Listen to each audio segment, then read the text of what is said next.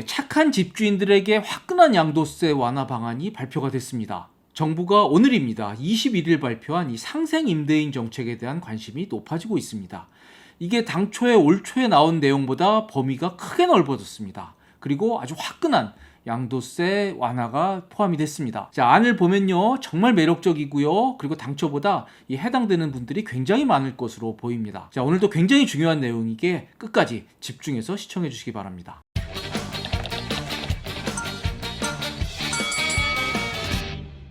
자, 우선 혜택에 앞서서 적용 범위부터 설명을 드릴게요. 자, 이 제도가 특히 관심을 끄는 게 이게 올 초에 나온 방안보다 범위가 크게 넓어졌습니다. 한마디로 이 적용 범위가 태평양 바다처럼 넓어졌습니다. 자, 올 초에 정부가 이 상생 임대인 제도를 내놓으면서 저 두 가지 조건을 내걸었죠. 그래서 우선 1세대 1주택만 되고요. 이게 임대 개시 시점에 공시가 9억 이하만 이 상생 임대인으로 인정을 해주겠다라고 얘기를 했습니다. 그런데 바로 오늘 발표에서 이거 다 없던 일로 했습니다. 자, 그래서 1세대 1주택일 필요가 없습니다. 현재 다주택이라고 하더라도 앞으로 1세대 1주택으로 전환할 계획이 있다고 하면 현재 다주택이라 그래도 상생 임대인으로 인정을 해주겠다, 이렇게 오늘 발표를 했습니다. 그리고 이게 1세대 1주택뿐만 아니라요, 이 세법에서 마치 1주택자처럼 취급되는 것들이 여러 가지가 있습니다. 예를 들어서 상속주택이라든지 뭐 혼인합가라든지 동거병양이라든지 이런 여러 가지 특례 인정을 받는 그런 1세대 다주택자들 역시 바로 상생 임대인으로 되는데 부족함이 없습니다. 자, 그리고 더 큰 게 바로 저 2번입니다.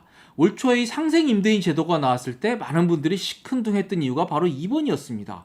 공시가 9억 원 이하면 아무리 착한 임대료를 받아도 상생 임대인이 안 되는 것으로 그렇게 됐습니다. 그런데 이거 없던 일이 됐습니다. 그래서 공시가는 아무리 높아도 우리가 임대료만 착하게 받으면 바로 상생 임대인 제도의 혜택을 받게, 그렇게 바뀐 겁니다. 자, 그리고 기간도 좀 늘었습니다. 원래 당초에는 올해 연말까지 이 신규 혹은 갱신 계약을 맺을 경우에만 이 상생 임대인 혜택을 주는 것으로 돼 있었는데요, 플러스 2년을 했습니다. 그래서 2023년 12월 31일까지 신규 혹은 갱신 계약을 맺으면서 임대료를 착하게 올리면, 즉 임대료를 5% 이내로만 인상을 하면 바로 이 상생 임대인 혜택을 주는 것으로 그렇게 오늘 발표를 했습니다. 자, 그럼 도대체 이 상생 임대인이 되면 어떤 혜택을 주는 거냐? 혜택에 대해서 설명을 드려보겠습니다. 두 가지입니다. 자, 대한민국 국민에 있어서 가장 중요한 절세 상식은 바로 1세대 1주택자들에게 주는 양도세 비과세 특례입니다. 바로 12억 원까지 1세대 1주택인 경우에 양도세를 내지 않습니다. 그런데 이 양도세 비과세를 받기 위해서는 두 가지 중요한 조건을 충족을 해야 됩니다. 우선 2년 이상 보유를 하셔야 되고요. 그리고 2년 이상 거주를 하셔야 됩니다. 자, 이게 원래 거주 요건이 없다가 2017년 8월 3일 이후에 조정 대상 지역에서 취득한 주택은요, 반드시 2년 실거주를 해야 1세대 1주택이라 그래도 양도세 비과세 혜택을 받습니다. 자, 그런데 경우에 따라서는 이게 실거주를 하기 어려운 경우들이 있습니다. 자, 그런 분들의 경우에는 이게 1세대 1주택 양도세 비과세를 못 받거나 아니면 현재 세입자가 있다 그러면 세입자를 내보낸 다음에 본인이 반드시 2년 실거주를 해야 되는데요, 이게 올 초에 발표한 상생 임대인 제도에서는 이 2년 실거주 요건을 1년으로 줄여주겠다고 발표를 했습니다. 그런데 이게 많은 분들이 시큰둥했던 것이 1년 거주도 쉽지 않다라고 얘기를 하셨죠. 그런데 바로 오늘 발표에서 이 1년 실거주조차도 면제해주겠다. 단 하루도 살지 않아도 상생 임대인만 되면 바로 2년 실거주 의무를 완전히 면제해주겠다고 그렇게 발표를 한 겁니다. 자, 굉장히 귀가 솔깃한 얘기죠. 자, 그리고 또 하나 큰 게 바로 이 장기보유 특별공제 혜택입니다. 자, 바로 저거죠. 자, 비록 1세대 1주택에 대해서 양도세 비과세를 해준다고 하지만요, 이게 무한정 되는 건 아니라 12억까지밖에 안 됩니다. 그래서 12억을 넘는 부분에 대해서는 어쨌든 양도세가 나오게 됩니다. 그래서 중요한 게 바로 저 장특공제입니다. 12억이 넘는 부분에 대해서 이 장특공제를 최대한 받아야 양도세를 줄일 수가 있죠. 자, 그런데 이게 세법 개정으로 이 보유기간과 거주기간을 나눠서 각각 10년을 충족을 해야 최대 80%까지 장특공제를 받게 됩니다. 자, 그런데 이게 본인 집에 실제 거주를 못하고 남한테 세 주는 경우에는요, 이게 거주기간이야 뭐 거주를 못하니까 뭐 장특공제를 못 받는다 하더라도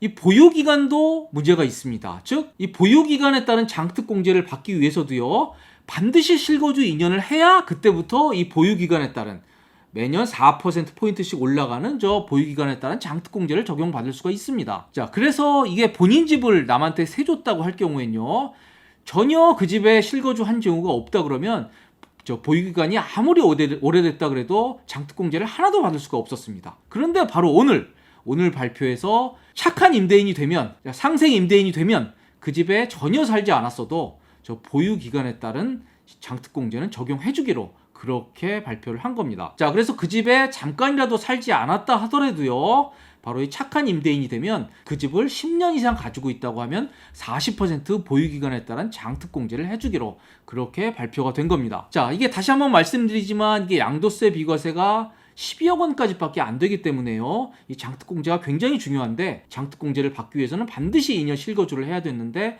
오늘 발표로 착한 임대인이 되면, 상생 임대인이 되면 잠깐도 살지 않아도 바로 그 보유기간에 따른 장특공제를 다 인정해 주기로 했다. 이렇게 이해를 하시면 되겠습니다. 자, 이렇게 어마어마한 혜택을 주는 이 상생 임대인, 과연 어떻게 해야 되는지 요건에 대해서 이제부터 알아봐야 될 것 같습니다. 자, 상생 임대인은요, 신규나 갱신 계약 시 임대료를 직전 계약 대비 5% 이내로 올리면 상생 임대인이 됩니다. 그리고 5% 이내로 올리는 것뿐만 아니라요, 임대료를 그냥 유지하거나 인하하는 건 당연히 되는 겁니다. 자, 그래서 중요한 게 바로 신규 갱신 계약의 의미고요. 두 번째로 중요한 게 이 직전 계약이라는 의미입니다.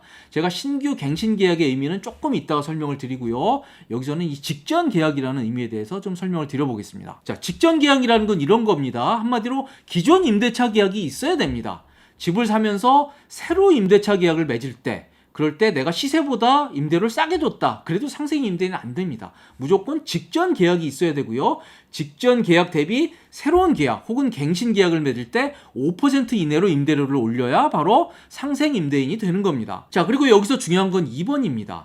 이게 기존 계약을 반드시 1년 6개월 이상 유지해야 된다는 조건이 붙습니다.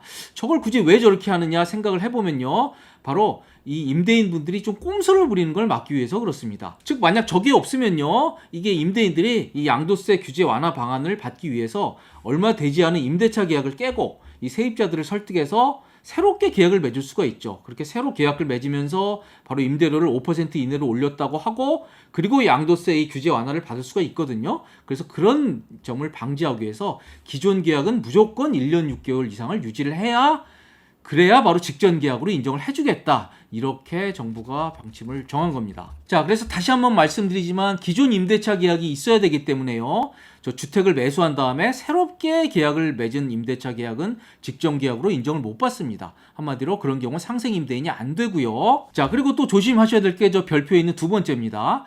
주택을 매수하면서 임대차 계약을 승계받은 경우도 있을 겁니다. 즉, 전세나 월세를 낀 집을 사는 거죠. 한마디로 갭 투자를 하는 경우인데요.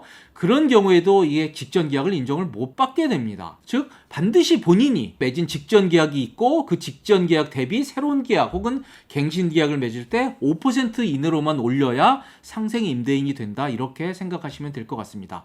요게 댓글도 있고 좀 질문도 있었는데요. 분명히 임대차 계약을 승계받은 갭 투자자들은 이 상생 임대인이 되지 않는다. 이렇게 생각을 하시면 될 것 같습니다. 이건 정부가 설명한 올 초 보도자료에 명확히 나오는 내용입니다. 자, 그리고 이 상생 임대인이 되기 위해서는요, 반드시 직전 계약 대비 신규 계약 혹은 갱신 계약을 맺을 때 임대료를 5% 이내로 올리면 안 된다. 이렇게 설명을 드렸는데요. 자, 신규 계약은 뭐고 갱신 계약은 뭐냐, 이 의미에 대해서 설명을 드리겠습니다. 자, 신규 계약이라는 건 세입자가 바뀌는 경우입니다.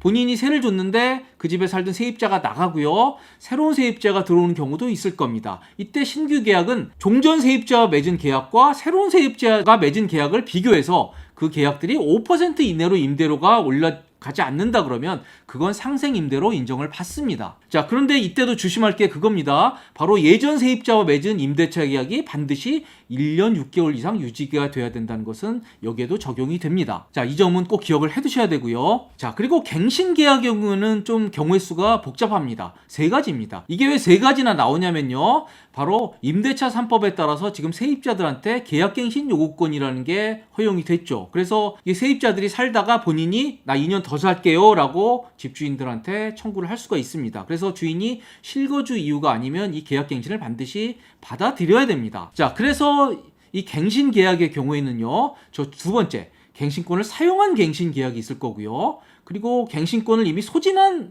상태에서 맺어지는 갱신 계약도 있을 겁니다. 즉, 한 번 갱신 계약을 맺었는데 그 후에 다시 갱신 계약을 맺는 경우도 있을 겁니다. 그리고 이게 갱신 요구권을 사용하기 전에 이 두 사람 간의 합의에 의해서 자율적으로 갱신한 계약도 있을 겁니다. 즉 갱신권이 한 번도 사용되지 않은 그런 계약도 있을 겁니다. 이렇게 복잡하게 세 가지 경우의 수가 있는 갱신 계약이 있는데요. 이거 다 아실 필요 없습니다. 오늘 발표에서요. 저 세 가지 유형은 모두 다 상생 임대인 제도로 적용되는 것으로 그렇게 발표를 했습니다.